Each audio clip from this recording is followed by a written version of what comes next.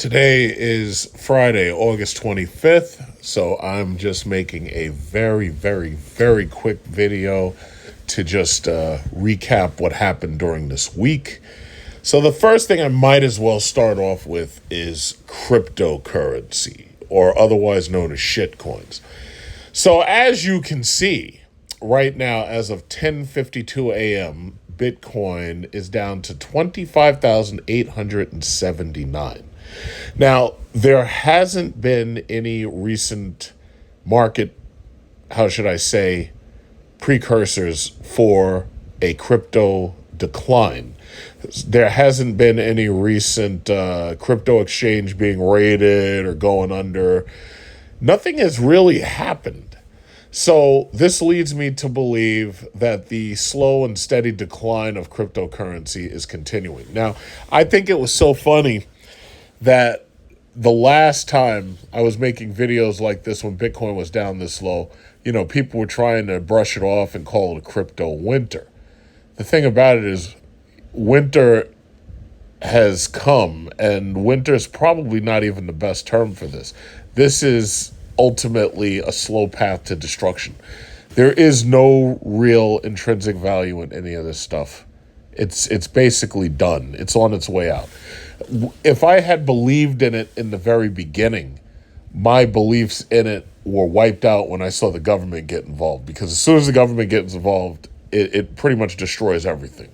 And this has always been proven true. Any economic system that you could look at, when you have a government, especially one as corrupt as this one is, get involved with something, it's done. And that's not to mention the IRS.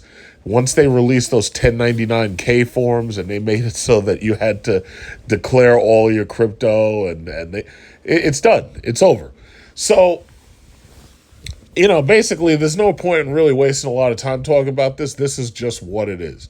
I just want to remind you that there were so many sources, MSNBC, Fox News, CSNBC. There were countless crypto gurus. These dudes were doing live streams for hours and hours and hours. All of these dudes are selling crypto investment courses. You got these guys, the crypto gurus. These guys, oh yeah, you buy my course, I'll teach you the best coins to buy.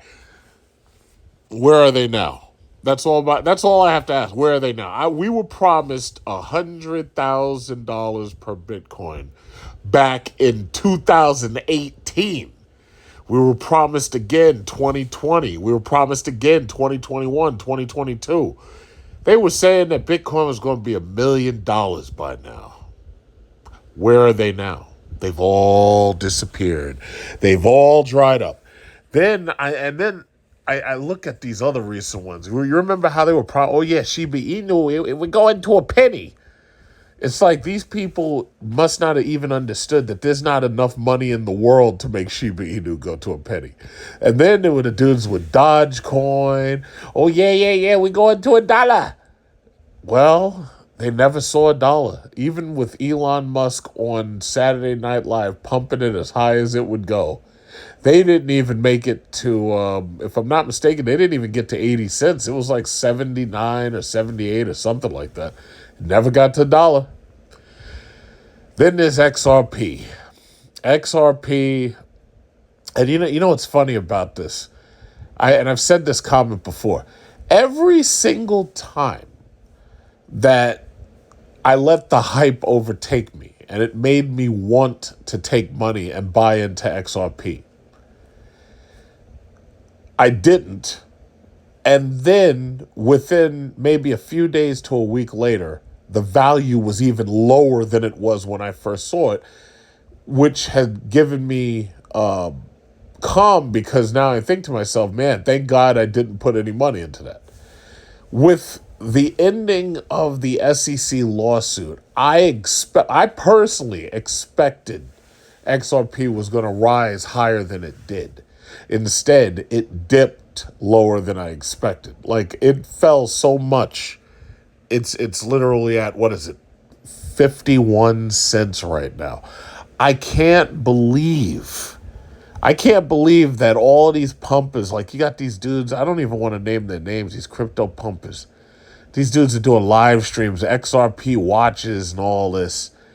And I'm like, you're watching it go. You're watching it tick up a few quarters of a fraction of a cent, and then it ticks down, and then it keeps going down. And I'm like, yo, guys, you refuse to accept the simple logic of the situation. Number one, the Federal Reserve raised interest rates. You can no longer borrow on margin for cryptocurrency. It was difficult to do it before, but you definitely can't do it now, because now the premium that you're paying in that higher interest rate is so high that it literally destroys whatever gambling or investment you attempted to do. Interest rates are high. So that killed the crypto market right there. Number two, during the pandemic, people were stuck at home. People had nothing to do. People were gambling. People were being given welfare checks by the government because that's their way of trying to pacify us so that we don't go out and start killing and robbing and pillaging just to get like a loaf of bread. But people were taking them welfare checks and they were spending them on new cars, spending them on cryptocurrency. All that money has evaporated and dried up. And now you've got nothing. Nothing at all. So it is what it is. It's like there is no, and that's the last thing, there's no more disposable income. Gas prices right now are not as high as they were last year. However, they're still so high that a large percent of people's budget is going just to fuel their car. On top of that, housing inaffordability and instability is just, it's at its peak. Here in New York, the average apartment is like $5,500 in Manhattan. In Brooklyn or Queens, it's between $2,000 and $4,000 on average. And the reality is, that's just here. Now, I mean, it's not around the country because some places are cheaper to live. The reality is there's no more disposable income. Not only that, the businesses no longer want to risk any money on this nonsense because I think at this point they've seen, especially Tesla was one of the ones that convinced a lot of these other businesses, oh yeah, you should gamble in cryptocurrency, right? Tesla put their money in somewhere around 55,000, bought the dip somewhere around 50,000, and they lost a lot of money. And Tesla slowly unwound its crypto positions.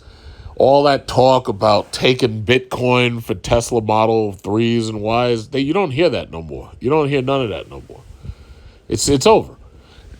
If the businesses and the enterprises, if they refuse to invest in this, if they refuse to gamble on this, it's over. There's no more welfare checks, high interest rates. It's over. So every single one of these coins, every single one from Cardano to even the ETF Coinbase and the ETF Robinhood, which pretty much built themselves on cryptocurrency, they're all down. It's game over. It's time to go to sleep. It's bed by time. Go to sleep, crypto coins.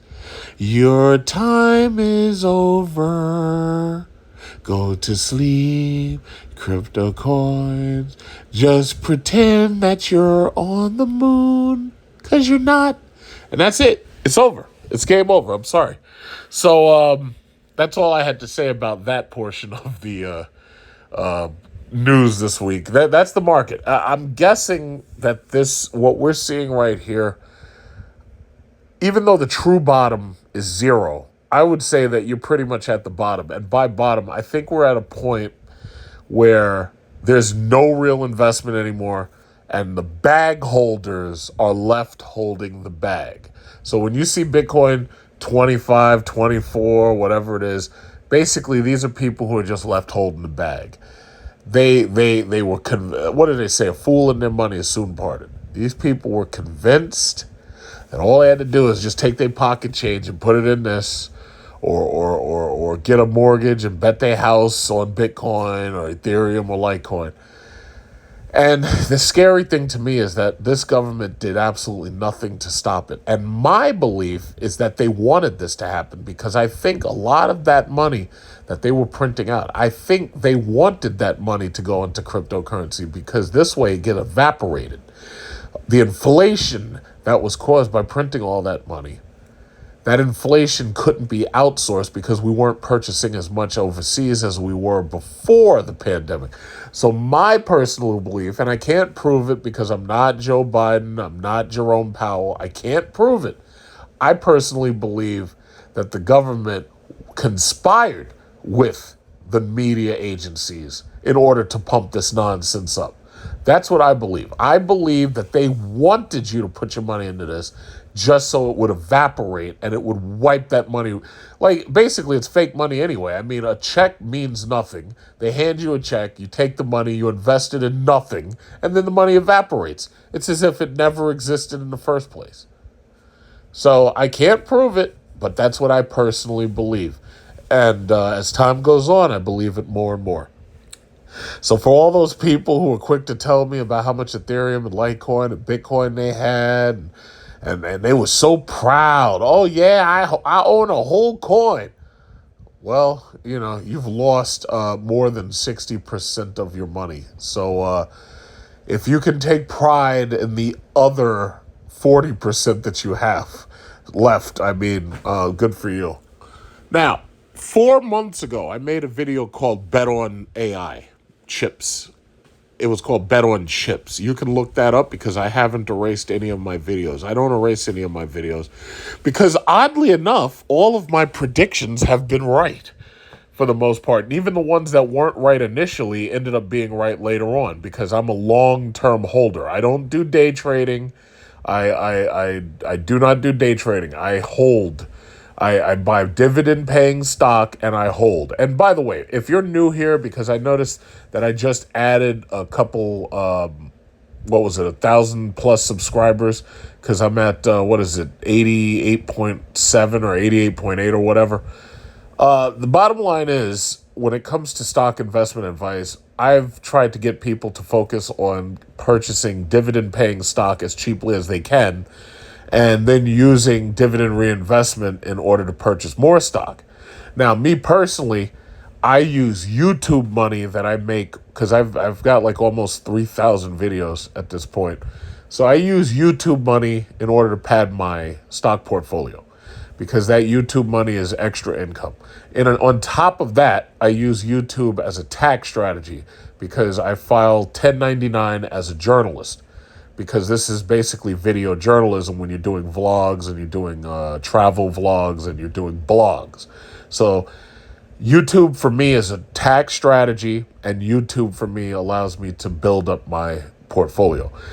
The way I see it, if you're going to be investing, the best possible thing you can invest in is real estate.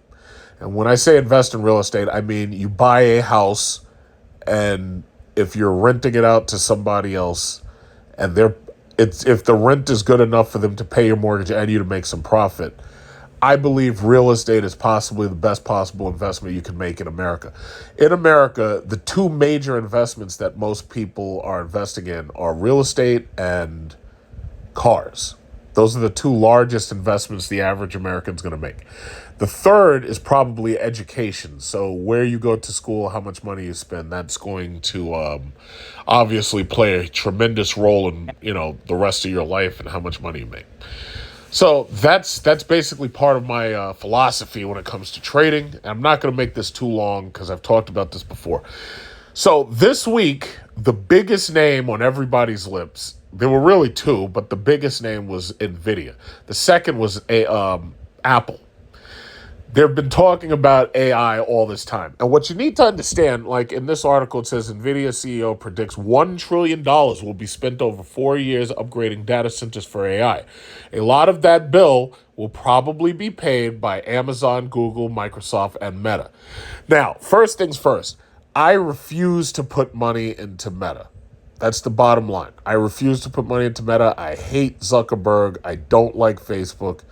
I'm upset about the way they've treated conservatives on Facebook.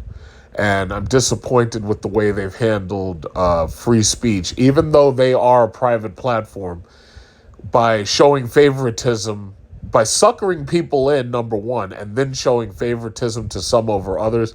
I have a problem with that. I refuse to put money into Facebook at all. So that's number one. So Meta, I have family members who bought Meta at $50, and they've been holding it ever since. I know people who bought more Meta when it dropped below $100 within like the last 6 months. Me personally, I'm not interested in Meta. I refuse. I just don't do it. Zuckerberg will never see a dime of my money. I don't pay Facebook nothing. I don't advertise on Facebook. I don't give a damn about Zuckerberg. He can get everybody else's money, but he ain't getting mine. It's just that simple. The basis of my investment portfolio is, I call it Mangoat. Microsoft, Apple, Nvidia, Google, oil and gas stocks that pay dividends, Amazon, and then Tesla. Now, I've added Micron, AMD, TSM, and ASML. The reality is, with the digital technology that's coming, AI is going to be big. It's going to be huge. Now, the energy markets are a good bet, especially if you're trying to make dividends. So I always focus on oil and gas stocks for dividend payments. Banks are also good long-term investments to get dividends. So if you can get bank stock cheap, that's a great way to do it. You get bank stock, oil stock, gas stock cheap. If you get them as cheaply as you can get them, and you just hold them, especially if they're paying a dividend. But with the tech market, it's very important to understand that digital technology is obviously the future, and AI is going to be huge for everything. Cybersecurity, video gaming. It's going to be replacing a lot of jobs because of the robots that are going to be built. I think people already pretty much understand that, so I'm not going to waste time talking about that. But the reality is, NVIDIA is huge because NVIDIA is like the pioneer right now of AI. Like NVIDIA introduced the Tensor cores on the 2080 Ti and the 2000 series GPUs. Intel, by the way, is also big because Intel makes CPUs along with AMD. AMD has a brand new 96 core processor. It's like, in order to have AI and make it work, you got to have very powerful CPUs. You're going to have very powerful GPUs. You're going to have very powerful silicon chips. This is the reason why I said bet on chips. 4 months ago, NVIDIA was worth half as what it is now. And I never imagined that it would grow that quickly. But it just so happens that I was absolutely right betting that way. So, as they're saying, NVIDIA is selling a huge number of very expensive GPUs. So, basically, as you know, I've made videos about it. I have the 3090 RTX and the 4090 RTX. So, basically, you pay $2,000 to buy a video card that allows you to play your games in 4K, 8K, or whatever it is, 120 frames per second, 240 frames per second, whatever. And while the majority of the computer market parts has been getting cheaper, like DDR5 memory is cheaper than DDR4 was at about the same time in its life. Storage is cheap. You can get a 4 terabyte SSD for $200. GPUs, especially those being sold by NVIDIA, are way up in price. Now, I'm disappointed in companies like EVGA because I really loved EVGA. And EVGA, because of the, I guess you could call it, an abusive relationship that they had with NVIDIA, EVGA decided to stop making GPUs with NVIDIA, which was basically their main supplier. Now, I don't know if they'll ever go to AMD, and they may be finished, and they may be just declining and withdrawing. I don't know the future for them. I'm very disappointed, even though I do understand why they did what they did. The reality is, I think they would have made a whole lot of money if they had just stuck it out and they had just stayed in there. Because right now, NVIDIA, as you can see, NVIDIA is killing it. Jensen Huang is their CEO. They are absolutely killing it. And that's not to say that AMD's not doing that well. AMD's GPUs suck. I'll give them that. Their processors for desktops, their CPUs are really powerful, but their GPUs are second tier. Sorry. NVIDIA is way ahead of AMD. But AMD's stock is still relatively low. So if you can get AMD stock around $100, now I was telling people to buy AMD at $50 a share. I got the videos to prove it. And now AMD stock is like $110 a share. Now, if there's a pullback, if there's a recession at all, if there's any pullback and you can get AMD under $100, you damn sure better buy it. If you can get AMD under $100, AMD right now is undervalued. Intel is undervalued. TSM is undervalued.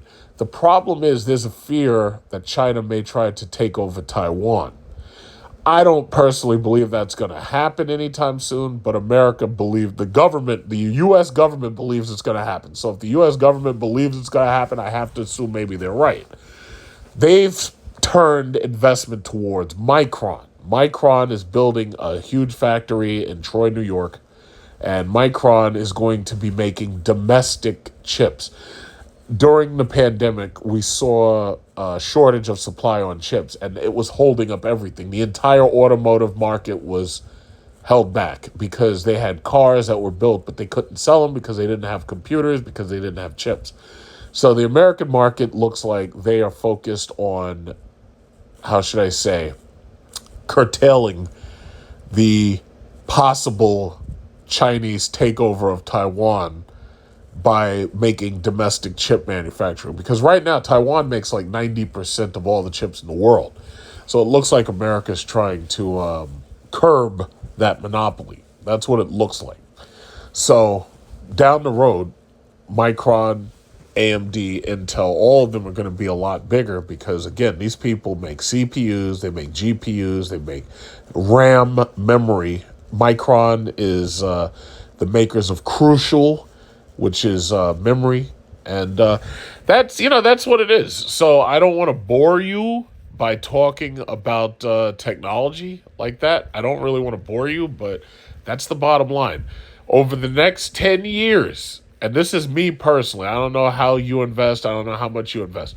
Over the next 10 years, I want to invest another $100,000. So you're basically talking about $10,000 per year. Over the next 10 years, I want to invest about $100,000 specifically in dividend-paying stock.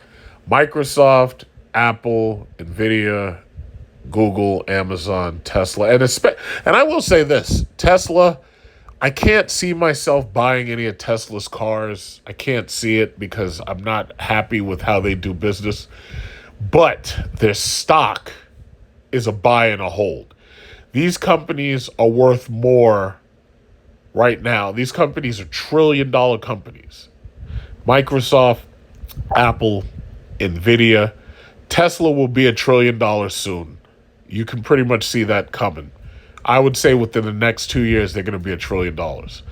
Their investment is going to grow very quickly because, they're getting their deliveries for the Cybertruck now. And they're also about to introduce a new Tesla Model 3 called the Highlander, which is supposed to get more range. And supposedly Tesla is going to make a smaller car, possibly call it the Model 2. Tesla is going to be $1 trillion very, very, very quickly. I don't know if they're going to spin off SpaceX and make a what is it called, a public offering for SpaceX, an IPO. If they do, I'm definitely buying into SpaceX. I think what I'll probably do is I'll try to invest $10,000 into SpaceX. I've seen what SpaceX does. I see what they're doing with their internet satellite services. I really believe that they're going to do very well as far as the stock goes. So the reality is these companies are moving on up. These are $1 trillion companies, and they show no sign of slowing down. They are focusing on trapping people. Well, I shouldn't say trapping, but they're focusing on getting people into subscriptions. Subscription services basically lock in consumers. Microsoft has an Xbox, for example. Xbox uses subscription services to let people play video games online. Microsoft also has Office, most businesses, most schools use Microsoft Office. So once you get people trapped into these subscriptions, once you get companies and industries trapped into these subscriptions, and then you start offering more services that they really want, yeah, that's going to build up their stock price. Very simple. Apple has their own subscription services. They charge for storage in the cloud. They have obviously Apple, iPhone, iPad, so forth and so on. Apple Watch is extremely popular. So they basically have people in these subscriptions, and they have very loyal buyers. They have people who will buy their products till the end of time, basically. So these are companies I'm not worried about. Obviously, Google has YouTube, and that's a cash cow in and of itself through advertising. Google also, basically controls the internet at this point.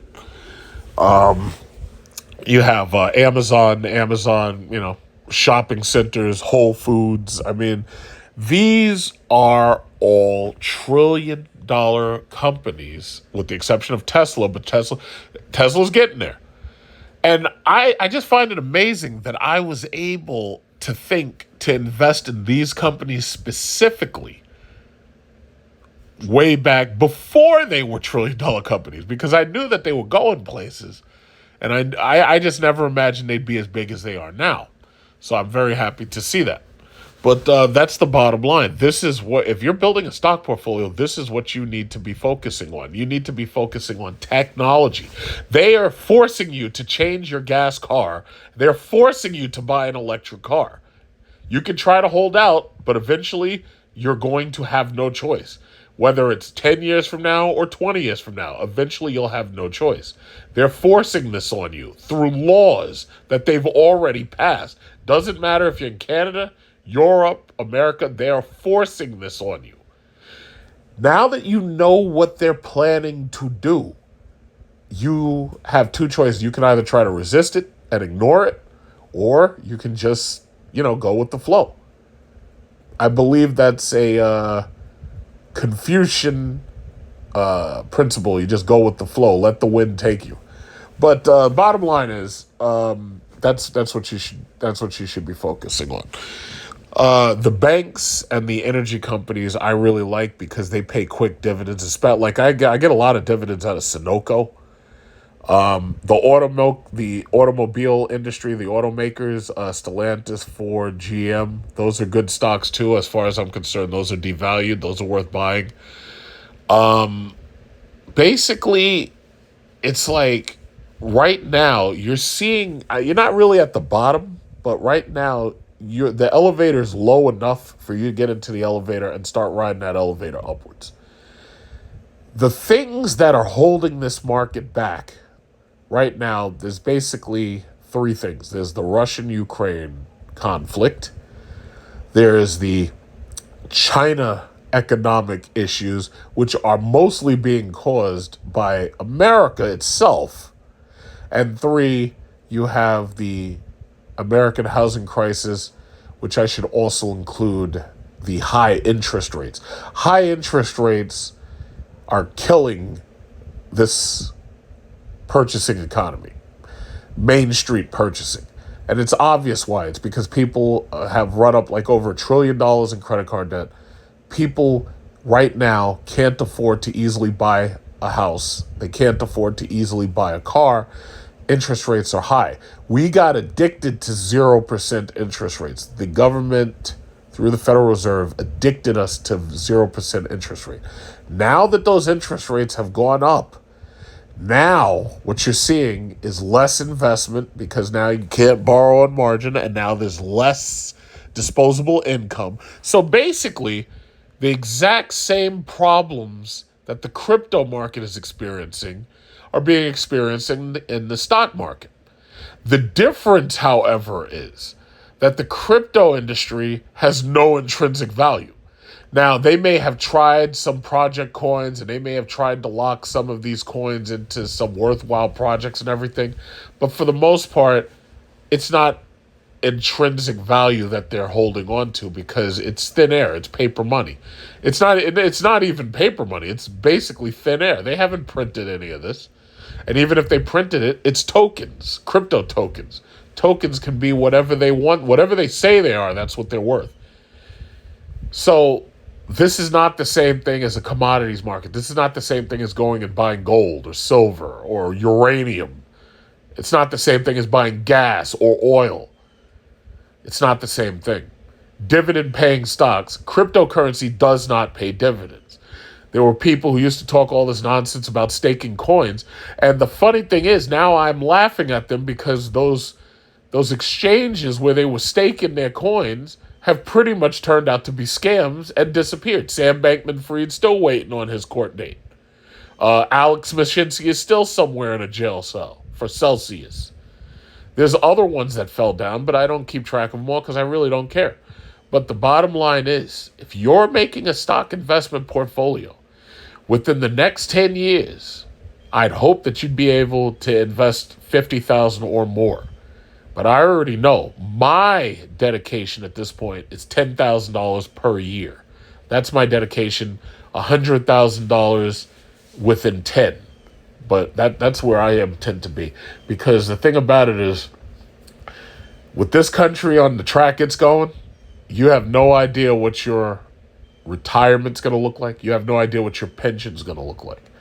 If you're putting enough money in certain dividend-paying stocks while they're low, and over the next 10 years, assuming that there's no major catastrophes, there's no major world wars, assuming that like the world doesn't get taken over by aliens or some shit, since now people want to believe in aliens, apparently they're using that as a distraction. Whether you believe in aliens or not, it's like, right now I think it's a distraction. But the bottom line is, assuming there's no major anything crazy that goes on, assuming there's no major world disaster, you got to look out for yourself, your pensions, your retirement funds. Imagine that you had built up a stock portfolio where you've got dividend payments giving you like an extra $5,000 to $10,000 a year because you invested now. That's what you want to have. Now, I could be wrong. Maybe you don't care. Maybe you don't want to have that. I don't know. Maybe you want to retire on welfare checks and you don't mind standing on a bread line. I don't know. Maybe you like standing on a soup line because some people don't think the same way other people do. I have to accept that. Maybe you think that, you can just live with your parents forever because, some parents are too scared to kick their kids out of the house or weak.